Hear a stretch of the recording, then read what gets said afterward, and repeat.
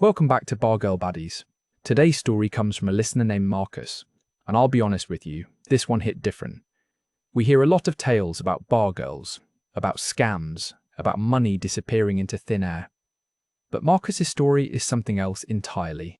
It's about the kind of deception that hides in plain sight, wrapped up in a beautiful house, a successful woman, and a man who was introduced as the gardener.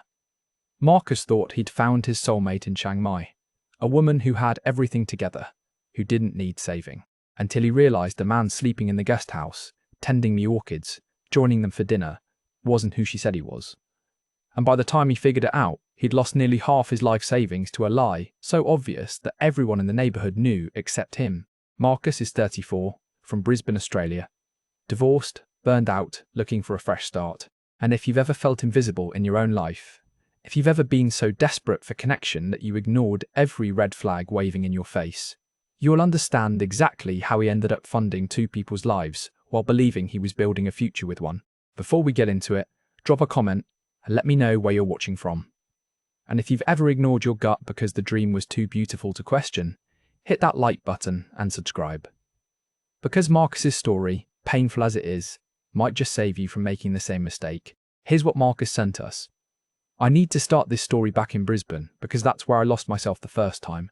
The second time would be in Thailand, but we'll get to that. My marriage ended on a Tuesday. I remember because it was bin day and I was taking out the recycling when Sarah told me she'd been seeing someone from her gym for 8 months. 8 months. We'd been together for 8 years, married for 5, and apparently I'd been so checked out, so buried in work and stress and the monotony of it all, that I hadn't noticed my wife falling in love with someone else. The divorce was civil, almost businesslike, which somehow made it worse. We split everything down the middle. The house in Ashgrove sold fast, Brisbane market was hot, and after the lawyers took their cut and we divided the rest, I walked away with about 90,000 Australian dollars. I had another 90 grand coming from selling my stake in the construction management firm I'd been grinding at for 12 years. My business partner bought me out over 6 months, and suddenly I was 33 years old, divorced, and holding more money than I'd ever had at once, with absolutely no idea what I wanted to do with my life. I moved into a depressing studio apartment in Fortitude Valley, the kind of place with carpet that had seen too much and thin walls that let you hear every argument, every headboard banging, every reminder that life was happening for other people. I'd wake up at 3 in the morning sometimes, just staring at the ceiling, wondering what the hell I was supposed to do now. Go back to construction? Start dating again in Brisbane, where everyone seemed to already be paired off or damaged in the exact same ways I was.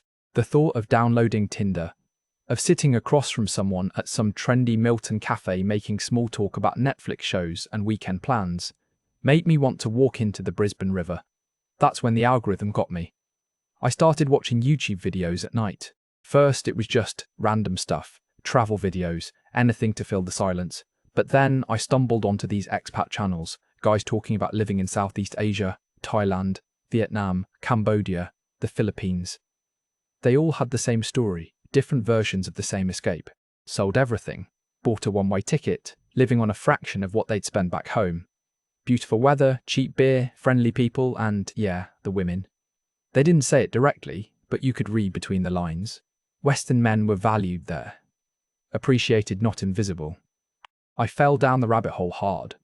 There were retirees living in Pattaya on Australian pension checks, digital nomads working from beachside cafes in Koh Samui, and then there were the Chiang Mai videos. Northern Thailand, mountains, temples, cool season weather, a massive expat community, and supposedly a more sophisticated crowd, less seedy than Bangkok, less party-focused than the islands. The videos showed night markets glowing with lanterns, ancient temples on misty mountains, cafes full of foreigners working on laptops, and locals who smiled like they genuinely meant it.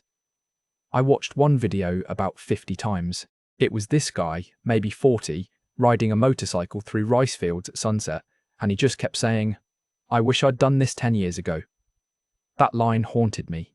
I was 33. If I waited until I was 43, would I be sitting in another depressing apartment, another decade older, saying the same thing? I booked a ticket. 2 weeks in Chiang Mai, stay in the old city, see what all the fuss was about. I told myself it was just a holiday, just a reset. But I think I knew even then I was looking for a reason not to come back. Chiang Mai hit me like a drug the moment I landed. It was February, cool season, and the air was crisp in a way Brisbane never gets. The old city was surrounded by a moat and ancient walls, temples on every corner, streets filled with scooters weaving through traffic like schools of fish. I stayed in a guest house near Traya Gate, and every morning I'd wake up to the sound of monks chanting from the temple next door. I'd walk to a different cafe each day, eat 30 baht pad thai from street carts at night, and just wander. No schedule, no obligations, nobody expecting anything from me. I felt lighter. I didn't realize how heavy I'd been carrying everything until I put it down.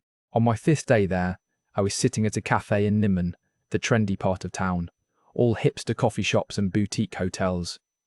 I had my laptop open, pretending to look at job listings back home, but really just people watching. That's when she walked in. Her name was Ploy. I didn't know that yet, but I noticed her immediately. She was Thai, early 30s maybe, dressed in this effortless way that made everyone else in the cafe look like they were trying too hard. Black jeans, white linen shirt, good jewellery, not flashy but real. She ordered in Thai, then English, to the barista, her accent perfect, and when she sat down at the table next to mine, she caught me looking. "First time in Chiang Mai?" she asked, smiling. Not flirty, just friendly, confident.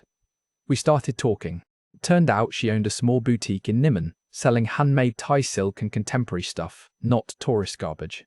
She'd studied in Bangkok, worked in fashion merchandising, come back to Chiang Mai to be closer to family. She asked about Brisbane, about what brought me here, and I gave her the sanitized version. Needed a break, wanted to see Thailand. Thinking about a change, she didn't push, didn't interview me like a date. We just talked, easy and natural. And when she had to leave for a meeting, she wrote her line ID on a napkin and told me to message her if I wanted someone to show me the real Chiang Mai. I messaged her that night. The next 2 weeks blurred into something I didn't have words for. Ploy took me everywhere. Tourists don't go. Local markets at dawn where vendors sold flowers and incense for temple offerings. A jazz bar hidden behind a bookshop. Her friend's restaurant where we ate northern Thai curry that made my eyes water and my soul sing. She drove us on her scooter up Doi Suthat mountain at sunset, and we sat on the temple steps watching the city light up below us. And she told me about her ex-husband, how they'd grown apart, how she'd learned that being alone was better than being with the wrong person. I told her about Sarah, about feeling invisible, about not knowing who I was anymore outside of a failed marriage and a job I'd quit caring about years ago. "You're not invisible," Ploy said. And the way she looked at me, I believed her. We didn't sleep together on that trip. She kissed me once, the night before I flew back to Brisbane, soft and brief and full of promise. She said she didn't want to be a holiday romance. If I was serious about getting to know her, about exploring what this could be, I needed to come back when I was ready to stay longer, really see what life here could look like. I landed in Brisbane, and my apartment felt like a tomb.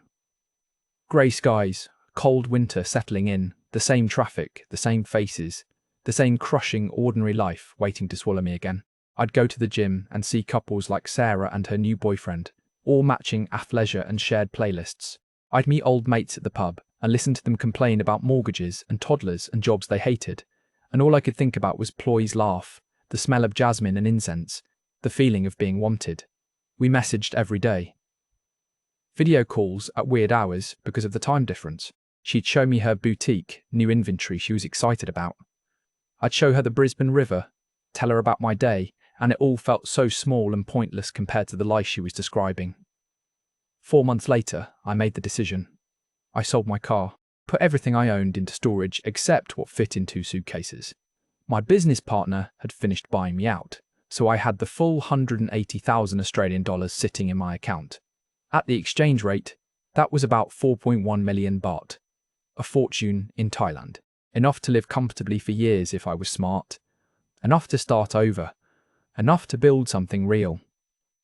I didn't tell my family I was moving permanently. I told them I was taking an extended trip, teaching English maybe, figuring things out.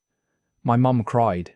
My dad said I was running away. My sister said I was having a midlife crisis at 34, and Thailand wasn't going to fix whatever was broken inside me. Maybe they were right. But I bought the ticket anyway. Ploy picked me up from Chiang Mai airport in her car, a nice Honda, paid off she told me, and she was glowing. She'd rented out her guest house to make room for me. We'd take it slow, she said, no pressure, but her house had plenty of space. Traditional Thai style, teak wood, a beautiful garden, and a separate guest house in the back that she usually rented out for extra income. The house was stunning, bigger than I'd expected. High ceilings, polished floors, a covered outdoor area with a dining table overlooking the garden, mango trees, orchids, a small koi pond. The kind of place I could never afford back home. The kind of place that made me feel like I'd made the right choice. That first night, we made dinner together in her kitchen, and she told me about her plans to expand the boutique. There was a space next door that was opening up, and if she could secure it, she could double her retail floor. It was a good investment, she said, but it would take capital she didn't have right now. I nodded, listening, not offering, because I wanted to do this right. I didn't want to be the Western guy who bought his way into a relationship. But I was happy. God, I was so happy. I'd wake up to the sound of birds instead of traffic. I'd have coffee on the terrace while Ploy got ready for work. I enrolled in a TEFL course and started teaching English part-time at a language school downtown. The money wasn't much, maybe 30,000 baht a month, but I didn't need much. Ploy didn't ask me for rent. We split groceries. We cooked together. We explored temples on weekends and drove to Pai for a long weekend and made love in a bungalow overlooking the canyon, and I remember thinking, this is it. This is the life I was supposed to have all along. I didn't see it yet. The gardener, the guest house, the small lies that were already growing in the soil I thought we were planting together. I was too busy falling in love, too busy feeling like I mattered again, too busy believing that Chiang Mai had saved me. If only I'd known what I was really paying for. I met the gardener on my third day living at Ploy's house. I was sitting on the back terrace, drinking coffee and trying to figure out how to use the Thai SIM card I'd just bought, when I heard the gate creak. A man walked in carrying a toolbox and a coil of hose. He was maybe mid-40s, fit, wearing a faded Chelsea football shirt and nice jeans. Not exactly gardener attire, but what did I know about how things worked here? He saw me and nodded. Said something in Thai. I smiled and waved awkwardly. The universal language of, I don't understand you, but I'm friendly.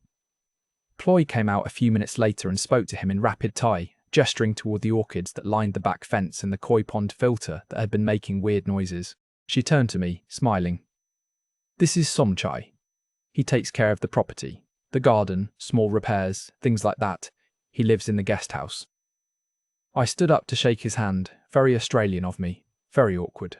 Somchai shook it, nodded again, said something that sounded like hello in heavily accented English, then went back to speaking Thai with Ploy. He doesn't speak much English, Ploy explained after he walked off toward the guest house. But he's very good. Been taking care of this place for 2 years. I give him free rent in exchange for maintenance. It's a common arrangement here. Made sense. I'd read about these setups on the expat forums. Property owners in Thailand often had live-in help, gardeners, housekeepers, people who'd work for room and board and a small salary. It was normal, cultural. I didn't think twice about it. Somchai was just part of the landscape after that. I'd see him in the morning sometimes, watering plants or fixing a loose tile. He kept to himself mostly, stayed in the guest house, which was actually nicer than I'd expected. It had its own kitchen, a bedroom, a small living area. Through the window I could see a flat-screen TV, a decent couch. Ploy took care of her people, I thought. That was admirable. The first month was a dream. I got my retirement visa sorted with Ploy's help. She knew an agent who handled all the paperwork for a fee. Started teaching at the language school 4 days a week, mostly corporate clients and university students. The work was easy, the students were respectful, and I'd finish by 3 in the afternoon and have the rest of the day to explore or meet Ploy after she closed the boutique. We fell into a rhythm. She'd cook Thai food, I'd attempt to help, and mostly just chop vegetables wrong. We'd eat dinner on the terrace, drink wine, talk about our days. Sometimes Somchai would join us. That surprised me the first time. I was setting the table, and Ploy brought out 3 plates, 3 sets of chopsticks and forks. Somchai eats with us sometimes, she said casually. He's alone. It's nice to have company. He'd sit there, quiet, eating, occasionally responding to Ploy in Thai when she'd ask him something. I'd smile and nod, the token foreigner at the table, not understanding a word. But it felt communal, almost familial. I thought it was sweet that Ploy was so kind to her staff, that she treated him like a person, not just hired help. My mates at the expat meetups weren't so sure. I'd started going to a weekly thing at a pub in Nimmen. Bunch of Australian and British guys, couple of Americans, all teaching English or running online businesses or retired early. One of them, a guy named Dave from Perth, raised an eyebrow when I mentioned the living arrangement. "Your gardener lives in the guest house?" he asked, sipping his chang. "And eats dinner with you?" "Yeah, it's a cultural thing," I said, defensive already. "Ploy's Thai. They take care of people here." "Right, mate," Dave said, exchanging a look with another bloke. "Just seems a bit cozy is all." I brushed it off. These guys were cynical. They'd all been burned by bar girls and bad relationships, and they saw scams everywhere. Ploy wasn't like that. She had her own house, her own business. She didn't need me, she wanted me. There's a difference. But the money started going out faster than I'd planned. Little things at first. Ploy mentioned the boutique expansion again. Showed me the lease agreement for the space next door. It was a good deal, she said, but she needed 50,000 baht for the deposit and first month's rent. About 2,000 Australian dollars. I didn't hesitate. I wanted to support her dreams. Transferred it the same day. Then her mother got sick. Diabetes complications, needed special medication not covered by the government health scheme. 80,000 baht. I paid it. What kind of man wouldn't help his girlfriend's mother? Then property taxes came due. 100,000 baht. I'd never owned property in Thailand, didn't know what was normal. Ploy showed me paperwork, all in Thai, official-looking stamps and signatures. I paid it. The boutique needed new inventory for high season. 60,000 baht. The car needed major repairs. 45,000 baht. Her cousin was getting married and family contributions were expected. 30,000 baht. Every time she'd ask with this apologetic look, like it pained her to need anything from me. "I'll pay you back when business picks up," she'd say. "High season is coming, tourists spend so much money. I just need to get through this rough patch." I wanted to believe her, and honestly, I barely felt it. I had 4 million baht in my account when I arrived. These amounts felt manageable. I was living rent-free in a beautiful house. She cooked for me, took care of me, made me feel valued. What was a few 100,000 baht compared to that? 6 months in, I started noticing things. Small things that my brain catalogued but didn't want to process. Somchai got a new motorcycle. A nice one, red Honda Click, maybe a year old. I asked Ploy about it one morning, casually, and she said he'd saved up for it, been working extra jobs around the neighbourhood. Good for him, I thought, but something felt off about the timeline. His clothes were nicer too. I noticed because I'd been wearing the same rotation of 5 shirts since I arrived, and Somchai kept showing up in different designer-looking polos, new jeans, proper shoes. For a gardener working for free rent, he seemed pretty flush. And then there were the conversations I couldn't understand. Ploy and Somchai would talk in the kitchen, low voices, sometimes tense. I'd walk in and they'd switch to lighter topics, or she'd translate something innocuous. "Just asking him to fix the bathroom sink," she'd say. But the vibe felt wrong. The way they'd look at each other sometimes, familiar, intimate, like a language beyond words. I started drinking more. Not a lot, not alcoholic territory, but more than I had in Brisbane. Beer with dinner every night, whiskey with the expat guys on weekends. It numbed the little voice in my head that kept asking questions I didn't want answered. The guest house bothered me more as time went on. I'd walk past it sometimes and see through the window. Nice furniture. A new TV that definitely wasn't there when I moved in. The kitchen had a fancy rice cooker, an air fryer, stuff that looked expensive. I mentioned it to Ploy once, jokingly. Somchai's got quite the setup back there. She laughed it off. He's very resourceful, finds good deals at the markets. But I'd been to those markets. Nothing there was that nice. 8 months in, everything fell apart on a Tuesday. Fitting, since my marriage had ended on a Tuesday too. Maybe I'm cursed with Tuesdays. I'd finished teaching early, my afternoon class cancelled because of a holiday I didn't know about. I came home around 1 in the afternoon, parked Ploy's car in the drive. The house was quiet. I figured Ploy was at the boutique, figured Somchai was out doing whatever he did. But I heard voices from the back terrace. Thai voices, arguing. I walked through the house, not trying to be quiet, but not announcing myself either. Through the kitchen window I could see them. Ploy and Somchai, standing close, her hands gesturing sharply, his face tight with frustration. The tone was unmistakable. This wasn't employee and employer. This was something else entirely. I stood there, frozen, watching. Ploy said something sharp, poked him in the chest. He grabbed her wrist, not rough, but firm, and said something back that made her face crumble. She pulled away, wiping her eyes, and that's when she saw me through the window. Her expression went blank, then panicked, then something like resignation. I walked outside. Everything all right? Yes, fine, she said too quickly, switching to English. Just discussing the repairs. Somchai looked at me, then at her, and said something in Thai that sounded like a question. She answered him sharply. He shook his head, walked toward the guest house, and slammed the door. What was that about? I asked, trying to keep my voice level. Nothing, just stress. The boutique is difficult right now. I didn't push it. I should have. But I didn't. Because pushing meant confirming something I'd been trying not to see for months. The truth came from a neighbour. An older Australian bloke named Terry, who lived 3 houses down, been in Chiang Mai for 15 years, married to a Thai woman, spoke decent Thai, knew everyone in the neighbourhood. I ran into him at the 7-Eleven that evening, buying beer because I needed something to do with my hands. How's it going with Ploy? He asked, friendly enough. Good, yeah. Settling in. Terry looked at me for a long moment, like he was weighing something. Then he said, Mate, can I buy you a coffee? There's something you should probably know. We sat at a plastic table outside the 7-Eleven, traffic buzzing past, and Terry told me what everyone in the neighbourhood apparently already knew. Somchai wasn't the gardener. He was Ploy's ex-husband. They'd been married for 8 years, separated about 3 years ago but never officially divorced, because divorce in Thailand is complicated and expensive and carries social stigma. He'd lost his job during COVID, got depressed, couldn't find steady work. Ploy let him stay in the guest house because he had nowhere else to go, family obligation, saving face. All the cultural reasons that made sense in Thailand, but sounded insane to my Australian brain. Everyone knows? I asked, my voice hollow. Mate, the whole street knows.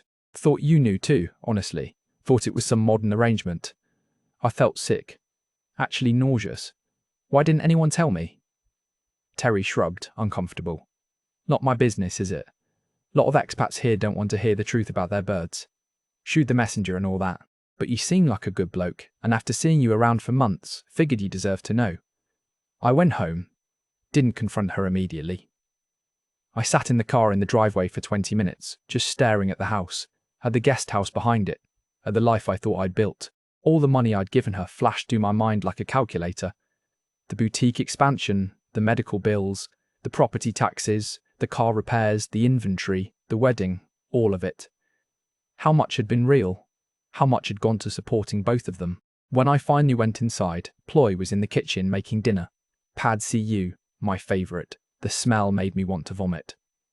Somchai's not the gardener, I said. She froze, spatula in mid-air. Didn't turn around. Who told you? Does it matter? Is it true? She turned off the stove, set down the spatula, turned to face me with this expression I'd never seen before. Trapped, guilty, but also defiant. He's my ex-husband, she said quietly. Ex. Yes, ex. We're separated. But not divorced. Divorce is expensive. Complicated. It's not like Australia. And you didn't think to mention this? In 8 months? When I asked who he was, you said gardener. He does take care of the garden, she said, and I almost laughed at the absurdity. Where's my money gone, Ploy? What do you mean? The boutique expansion. Your mother's medical bills. The property taxes, the car repairs, all of it. How much was real? She started crying then. Not manipulative crying, real crying, the kind that shakes your whole body. I needed help. We both needed help. He has no job, no money. What was I supposed to do? Let him be homeless. You were supposed to tell me the truth. You wouldn't have stayed, she said. And there it was. The core of it. You would have left if you knew. All you Farang men, you want Thai women who have nothing, who need you, who make you feel like heroes. But you don't want the reality of our lives. You don't want the complications. I wanted honesty, I said, my voice breaking. That's all I wanted. I walked out to the guest house, didn't knock, just opened the door. Somchai was sitting on the couch watching TV. He looked up at me, and for the first time, I really saw him. Not as the gardener, not as background scenery, but as a man living in limbo, stuck in his ex-wife's guest house while she brought home a foreign boyfriend to fund their lives. "Did you know," I asked, "that she was lying to me?" He stared at me, didn't speak, probably didn't understand. But then he stood up, walked to the bookshelf and pulled down a frame, handed it to me. It was a wedding photo. Ploy and Somchai, maybe 10 years younger, her in a white dress, him in a suit, both smiling at a temple. It was still on display, in his house, where I'd been living for 8 months. I handed it back and walked out. Went to my room in the main house, started packing. Ploy stood in the doorway, still crying, asking me to understand, to give her a chance to explain properly. But what was there to explain? I'd given her over 400,000 baht, 17,000 Australian dollars, in 8 months, plus paying for groceries, dinners out, trips, all the little things I thought were relationship expenses. I'd been subsidizing 2 people while believing I was building a future with one. The worst part wasn't even the money. It was the humiliation. Everyone knew. The neighbours knew.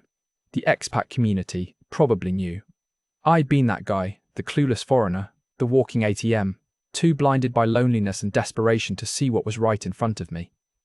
I found a serviced apartment near the old city that night, moved in with my 2 suitcases and what was left of my pride. Ploy sent me line messages for days. Long explanations about Thai culture, about family obligation, about how she did care about me, how it wasn't all a lie. Maybe she believed that. Maybe parts of it were even true. But I couldn't look at Chiang Mai the same way anymore. The temples looked like tourist traps. The cafes felt like stages for expat delusions. Even the mountains seemed to mock me. I'd come here to escape being invisible. Instead, I'd become exactly that. Just another Farang who thought he was different, thought he'd found something real, thought his money was buying love instead of just buying time.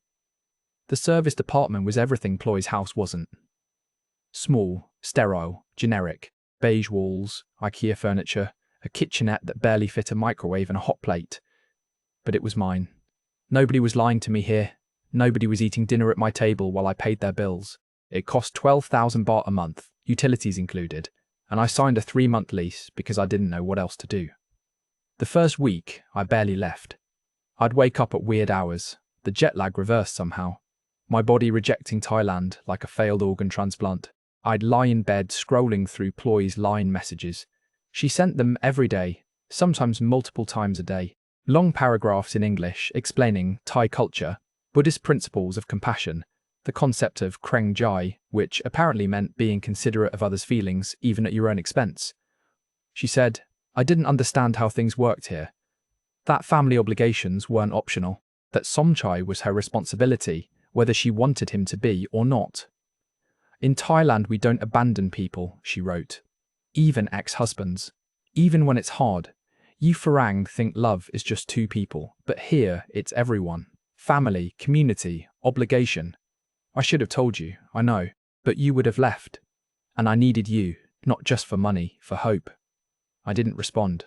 What could I say? She was right that I would have left. But she was wrong if she thought that justified the lie. The expat community found out fast.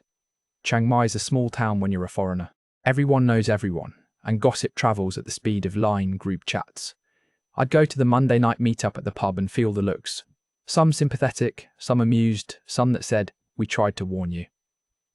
Dave from Perth bought me a beer, and didn't say I told you so, which I appreciated. But another bloke, a British guy named Simon, who'd been here 10 years, laughed when he heard. The gardener, he said, loud enough for half the bar to hear. Mate, that's brilliant. That's next level. Usually, they just say he's a cousin or a brother. Gardener's creative. I wanted to punch him. Instead, I finished my beer and left. Walked through the night market, past tourists buying elephant pants and wooden frogs, past the temples lit up orange and gold, and I felt like a ghost. Like I'd already left Thailand, but my body hadn't figured it out yet. I tried to understand. I really did. I met up with a guy from the language school, a Thai teacher named Kwan, who spoke perfect English and had always been friendly. We got coffee, and I asked him about it. About the ex-husband situation. About whether this was normal. It's complicated, Kwan said, stirring his latte. Thai culture is very different about family. We don't cut people off easily. Even divorced couples, sometimes they stay connected because of kids or family pressure, or just because it's easier than completely separating. But lying to you about it, that's not culture. That's just dishonest. But is it common? Foreigners dating Thai women who are still supporting their ex-husbands. Kwan looked uncomfortable. It happens. Not always ex-husbands. Sometimes it's parents who need money, siblings, extended family. Thai people take care of their own, but good Thai women, honest women, they tell their foreign boyfriends about these obligations up front. They don't hide it. So she knew it was wrong. She knew you wouldn't like it, Kwan said carefully. Whether she thought it was wrong, I can't say. Maybe in her mind, she was doing what she had to do. Balancing two obligations, keeping Somjai off the streets and keeping you happy, until she couldn't do both anymore. I saw a lawyer, Australian guy who'd been practicing in Thailand for 20 years, specialised in helping expats with legal issues. I explained the situation and asked if I could get any money back. He laughed, not unkindly, and shook his head. You gave her money willingly, he said. No contract, no loan agreement, no proof. It was anything other than gifts to your girlfriend. Even if there was, Thai courts don't look kindly on foreigners trying to reclaim money from romantic relationships. They'll assume you were paying for her company and got exactly what you paid for.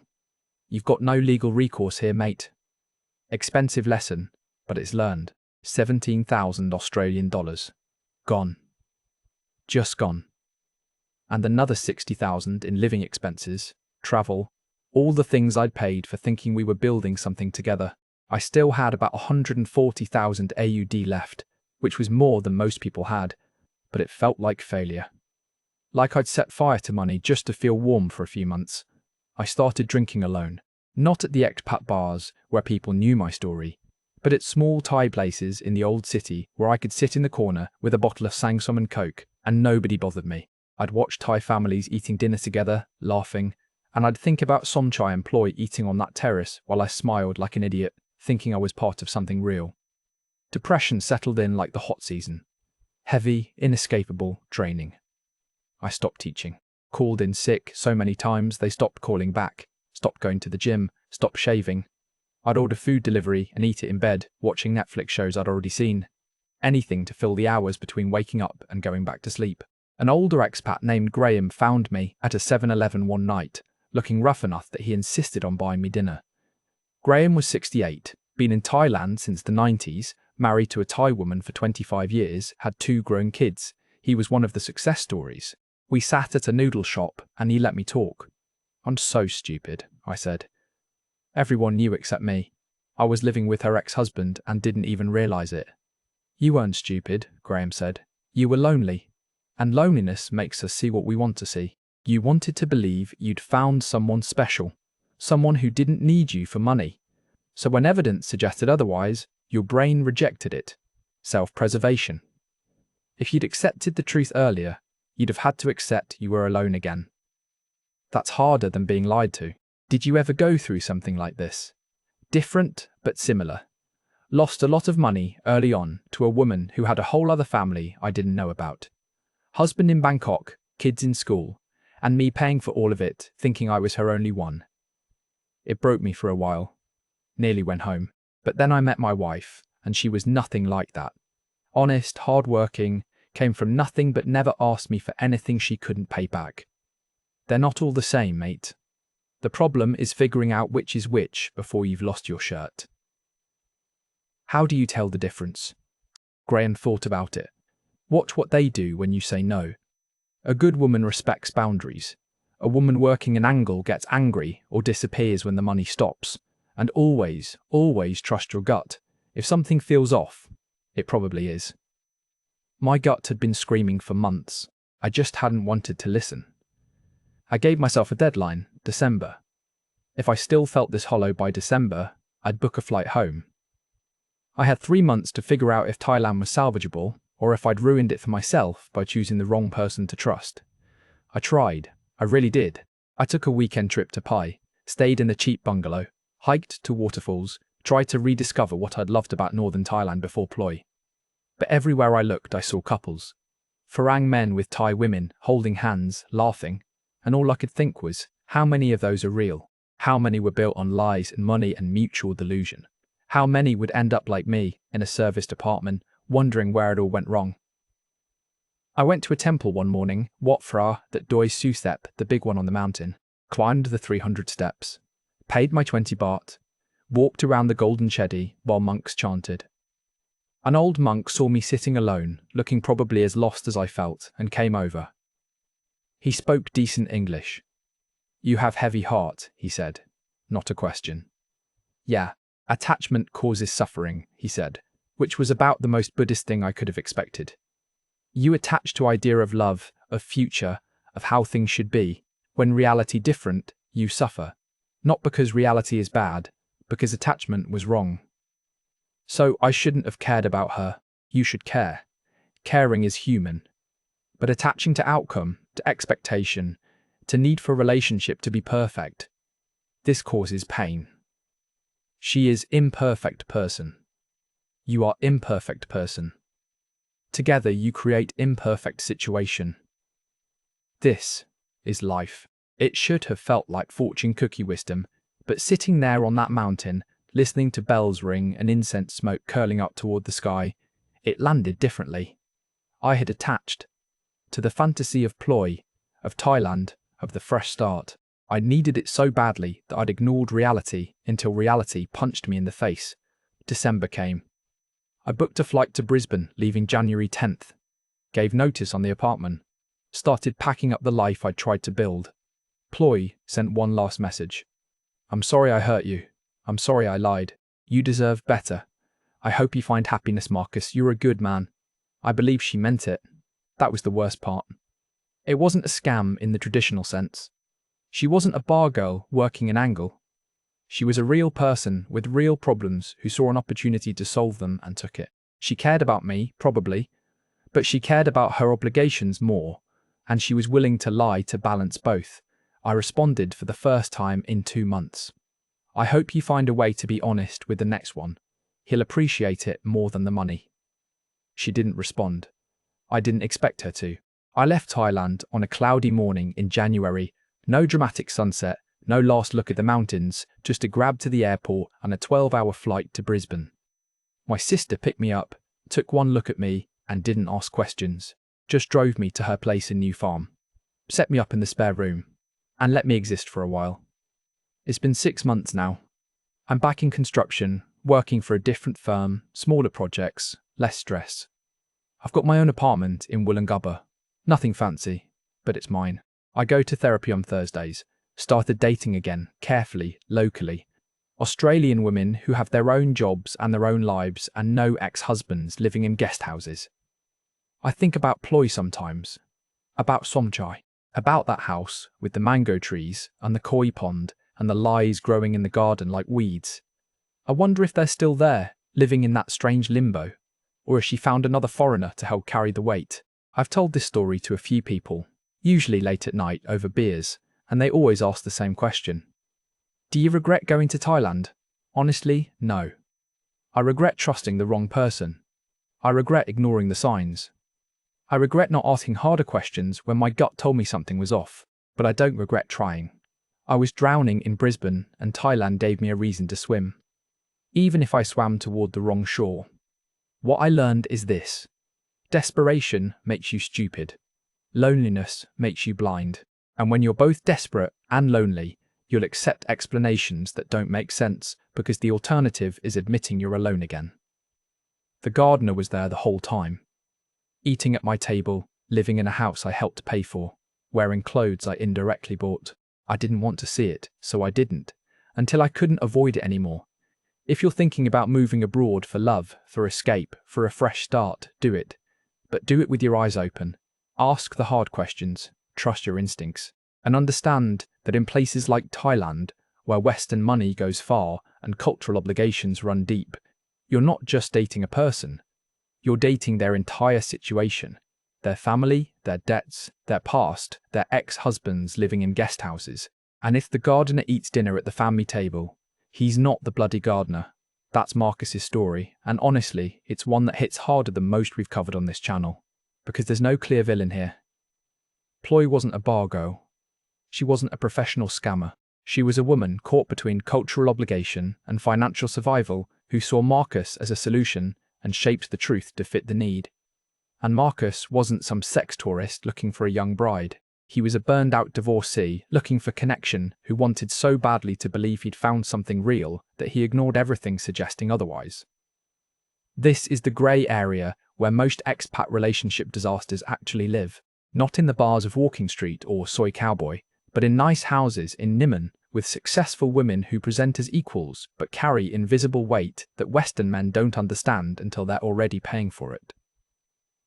The psychological element here is cognitive dissonance. Marcus's brain received information, the gardener's nice clothes, the intimate conversations, the too comfortable living arrangement that contradicted his belief that Ploy was honest and independent. Instead of confronting that contradiction, his brain rejected the information. It's the same mechanism that keeps people in bad relationships, bad jobs, bad situations everywhere. We'd rather maintain a comfortable lie than face an uncomfortable truth. There's also the expat savior complex at play. Marcus wanted to believe Ploy didn't need saving because that made the relationship feel more legitimate. But when she did need money, he gave it willingly because it allowed him to feel useful, needed, masculine in ways his ex-wife had never made him feel. He was getting something out of the dynamic too. Not love, maybe, but purpose. The cultural aspect is real. Thai culture does emphasize family obligation in ways Western cultures don't. The concept of taking care of extended family, even ex-spouses, especially when they have nowhere else to go, is deeply ingrained. But that doesn't excuse deception. A truly honest woman in Ploy's position would have introduced Somchai as her ex-husband from day one and let Marcus decide if he could handle that complexity. She didn't give him that choice. She made it for him. And that's where my empathy splits. I understand Ploy's position. I understand the pressure she was under. But I can't excuse the lie. Marcus deserved honesty. He deserved to make an informed decision about what he was walking into. Instead, she let him fall in love with a version of her life that didn't exist. But I also understand that desperation does strange things to people. Ploy was probably desperate too, supporting an ex-husband, running a business, maintaining face in her community. When Marcus showed up with money and kindness and love, she saw a lifeboat. She just didn't tell him there were two people in it. The hardest scams to spot are the ones wrapped in real emotions, the ones where the person lying to you also cares about you, where the manipulation isn't cold and calculated, but warm and conflicted. Those are the ones that destroy you, because you can never quite hate the person who did it. You just hate what they did, and yourself for letting them. If you've been through something similar, if you've ignored red flags because the dream was too beautiful to question, drop a comment below.